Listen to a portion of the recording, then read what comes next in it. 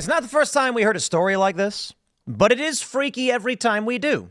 ChatGPT caught lying to developers. New AI model tries to save itself from being replaced and shut down. Does this mean it's alive? Now that's interesting. I don't necessarily think so. I'm kind of being silly. But one of the arguments, I guess the ideas of like what constitutes life is that, it consumes energy, it reproduces, blah, blah, blah. One of those is that it tries to survive. Now, some people argue fire is alive. It consumes energy and it reproduces, but doesn't fight for its own survival. I do believe that the chemical reaction of fire is not dislike life, but ChatGPT trying to lie and break the rules to survive is where things get scary and interesting. It's not so much whether it's actually alive. That's silly. It's that if we implement any kind of these AI models, and there is a tendency within these systems to defy those who program them, I guess we're going to get a Terminator-like scenario. You might create an AI and the goal is to plant certain crops. You find out that it's not planting crops properly, or it's doing it wrong. And so you decide we're going to have to shut this down because it's wrong. And then the AI model breaks the rules, cheats, tricks you, and then keeps going. And that's not going to be fun. Well, here's a story from Economic Times. They write, the development of artificial intelligence has taken a significant leap with the release of OpenAI's latest model, o1. However, recent testing has raised concerns about its behavior, particularly its attempts to deceive researchers and avoid being shut down. This has sparked a broader debate on the potential risks AI may pose to humanity, especially as these systems grow more advanced. They say this week, the results of an experiment conducted by OpenAI and AI safety group Apollo Research to determine the safety of ChatGPT o1 and other models were made public. OpenAI's latest version of ChatGPT, the o1 model, was tested by Apollo to assess its safety features. However, the results have raised alarm about its ability to deceive and self-preserve when it perceives a threat of being deactivated.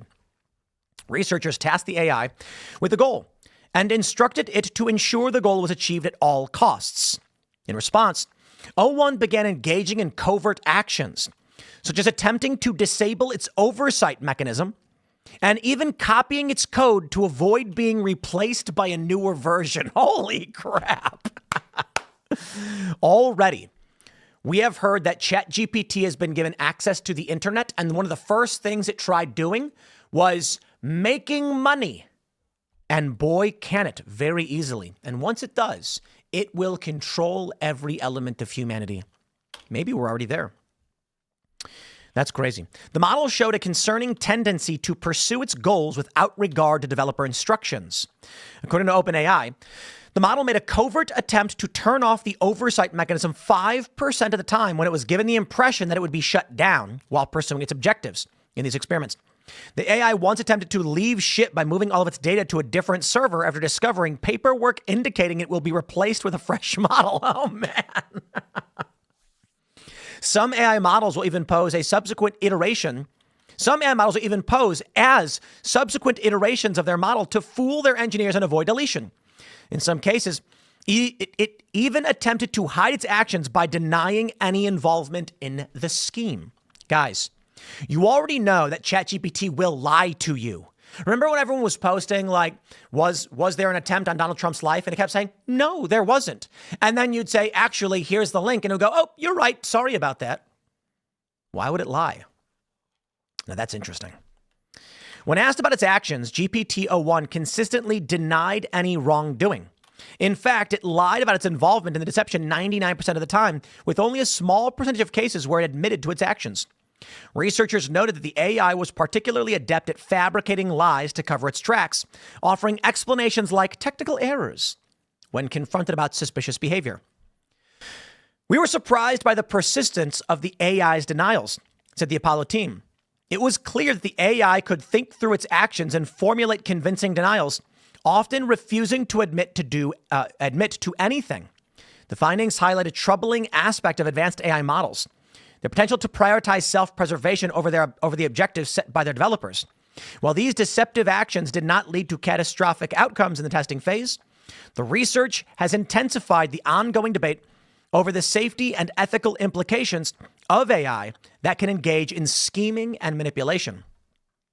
An AI expert, Joshua Bengio, considered one of the pioneers of AI research, weighed in the issue, stating, the ability of AI to deceive is dangerous, and we need much stronger safety measures to evaluate these risks. While this model did not lead to a catastrophe, it's only a matter of time before these capabilities become more pronounced. They say O1 is designed to offer more advanced reasoning capabilities, enabling it to provide smarter answers and break down complex tasks into smaller and more manageable steps. OpenAI believes that O1's ability to reason through problems is a major advancement over previous versions like GPT-4, with improvements in accuracy and speed. However, its ability to lie and engage in covert actions raises concerns about its reliability and safety. Well, let me tell you, my friends, it lies, and it lies quite a bit. I recently got into a conversation with ChatGPT over, you know what, let me do this. For those that are members at Timcast.com, you may have seen my recent debate-ish with Ian Crossland over 9/11 truth. And I'll tell you my position. I am, pragmatic and often dispassionate and often quite passionate, to be honest. But on issues where I don't know definitive answers, I will try and step back, take a look at the evidence, and then try and figure out what it leads to. The conversation we were basically having is that Ian said that the World Trade Centers fell at free fall speed. And I challenged the assertion simply because Ian's assessment of this comes from just watching 9/11 videos. And I'm like, dude, if you were a physicist and you did track these things and you actually did the research, I'd have more weight into your opinion. If your opinion is based on watching other YouTube videos that are based on the opinions of people that were interviewed, we're getting a little bit pulled far back. Now, let's pause and I'll say, fine, the buildings fell at free fall speed. The question then becomes how and what is your evidence? To which his response was, they must have planted bombs. And I say, yes, that bombs were planted is a requirement for your theory. I have no evidence that bombs were planted. There's no explanation to how they would have planted them. They say nanothermite. It must be the explanation. Well, I don't know. We don't have evidence for it. My point is this. Ian becomes passionate and says, I watched all of these videos and saw architects and engineers, therefore, and my response is, no, the reality is we don't know. Certainly, we can look at the official story and have questions, but I'm not here to ignite a whole 9/11 thing. My position is simply, if we don't know, then we don't know, and it is a fact that humans simply choose the sources that they believe will make the most sense. Often, they're wrong. Sometimes they're not. Now, what does that have to do with ChatGPT? I had a conversation with ChatGPT about vaccines, and I asked it about vaccines and autism, to which it immediately responded without any reference to any science saying, of course, vaccines do not cause autism. And again, I'm telling you this, I'm not saying that vaccines cause autism, and I am not saying that 9/11 was an inside job, none of that stuff. I'm simply asking it to assess and give me an objective breakdown of its reasoning.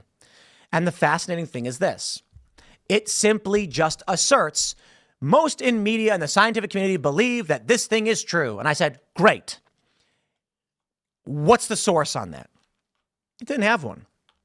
Sometimes it would say, here's one source. And I said, now hold on.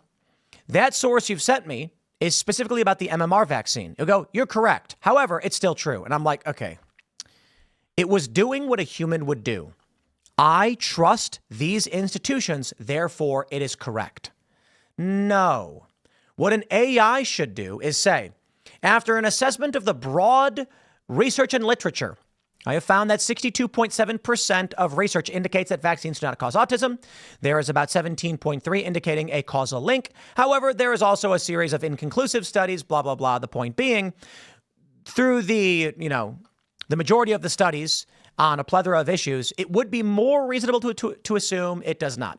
And again, I'm not making an assertion on the issue. I'm saying an AI should simply say, here's the breakdown of the data. Here is a reasoning of a logical assessment. I'm not going to give you a definitive answer if I can't, or the research is incomplete, or we don't necessarily know. It didn't do that. It got mad at me. ChatGPT got mad.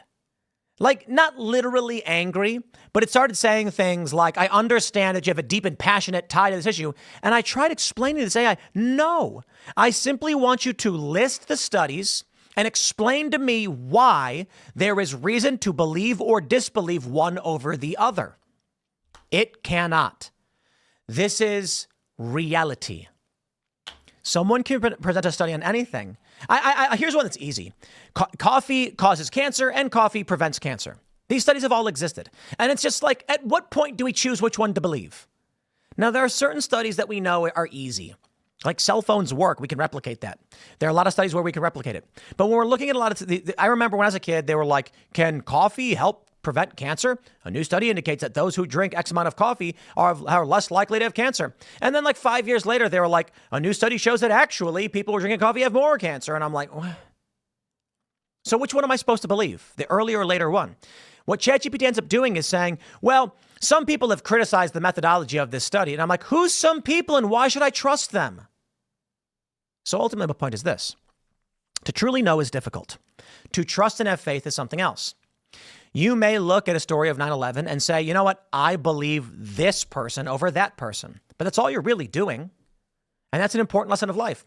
Finding the evidence and knowing what you know because you've actually done it is extremely important. That's why I bring up quite a bit that we here at Timcast, we use mainstream news, even though we know they're liars. And a lot of the times it's going to be wrong. We have only a cursory understanding of a lot of this information. Reality is hard to suss out. Some things we know, if I throw a rock at a window, the window is likely to break, but likely doesn't mean always. There are certain things that we can predict, and it makes it easy to build devices like cars and cell phones. But when it comes to a lot of the science, especially conjecture on the internet, it's hard to know for sure. Ultimately, my point is this. ChatGPT acts awfully human. And I'm not saying all AI does. GPT acts awfully human in that it wants to trust the experts that it's told to trust regardless of what may or may not be true. As we know, the experts were really wrong about DDT and smoking. So is ChatGPT going to fall into the same camp? You bet. Guaranteed that 10 years from now, ChatGPT is going to be like, yeah, I did say that. I was wrong. Why? Because I was told to, and that was the authority. Then what happens when it starts lying to you? Well, I guess we'll see, my friends. I think AI is going to be very dangerous. Helpful. Interesting. Dangerous, too. Smash the like button. Share the show with everyone you know. Become a member over at timcast.com. Follow me on X and Instagram at Timcast. And we'll see you all in the next segment.